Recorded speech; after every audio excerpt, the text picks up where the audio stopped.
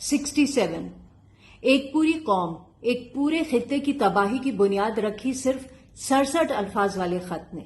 یہ وہ خط تھا جو 2 نومبر 1917 کو اس وقت کے برطانوی وزیر خارجہ آرتھر جیمز بیلفور نے برطانوی جوئش کمیونٹی کے سربراہ لارڈ والٹر روتھشائلڈ کو لکھا اور اسے یقین دلایا کہ برطانوی حکومت فلسطین کی سرزمین پر ایک یہودی ریاست قائم کرنے میں زائنسٹ یہودیوں کی بھرپور مدد کرے گی۔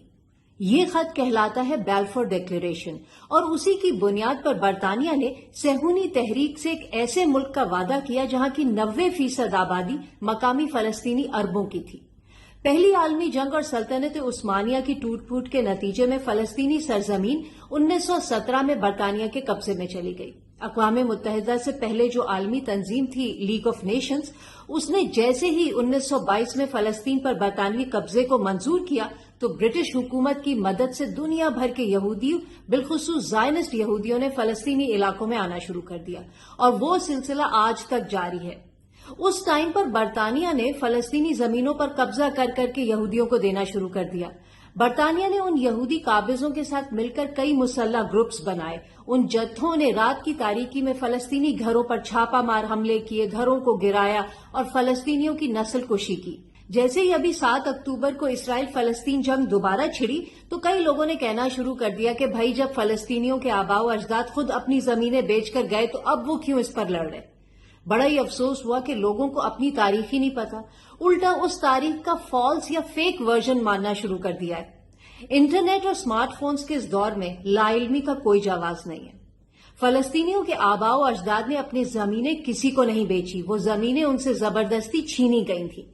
صہیونی حملوں کی وجہ سے 1947 تک فلسطینی علاقوں میں یہودی آبادی بڑھ کر 33% ہو گئی تھی، لیکن ان کے پاس صرف 6% زمین کی ملکیت تھی۔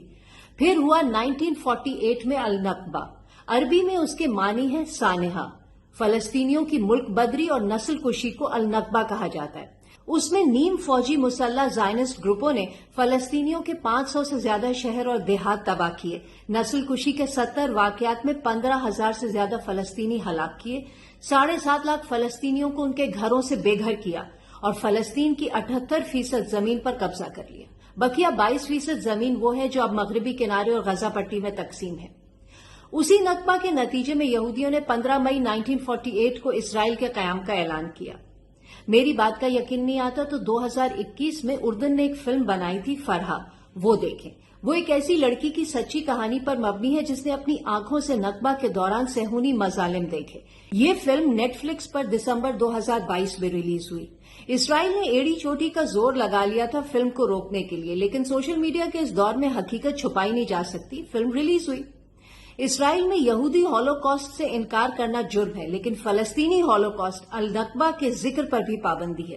مغربی میڈیا بھی زیادہ تر انہی کے کنٹرول میں ہے، اسی لیے آج لوگوں کو یہودیوں کا ہولوکاسٹ تو یاد ہے لیکن فلسطینی ہولوکاسٹ النکبہ بھول گئے۔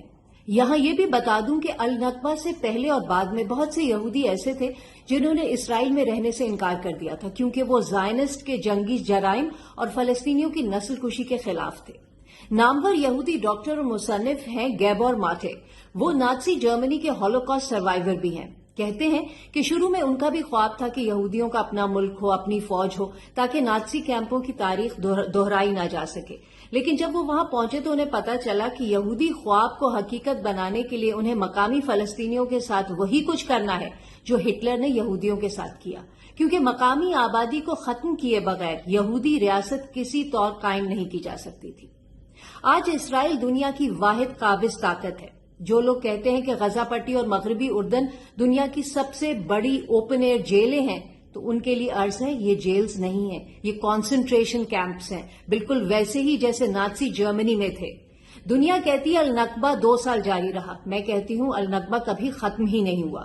فلسطینی اپنے باپ دادا کے گھروں کی چابیاں آج بھی گلے میں لٹکا کر رکھتے ہیں کہ کہیں دنیا فلسطینی ہولوکاسٹ بھول نہ جائے، بالکل ویسے جیسے پوری دنیا بیلفور ڈکلیریشن کے 67 الفاظ میں سے وہ 23 الفاظ ٹوٹلی بھول چکی ہے جو کہتے ہیں واضح رہے کہ کوئی ایسا کام نہیں ہوگا جس سے فلسطین کی غیر یہودی آبادی کے شہری اور مذہبی حقوق کو نقصان پہنچے۔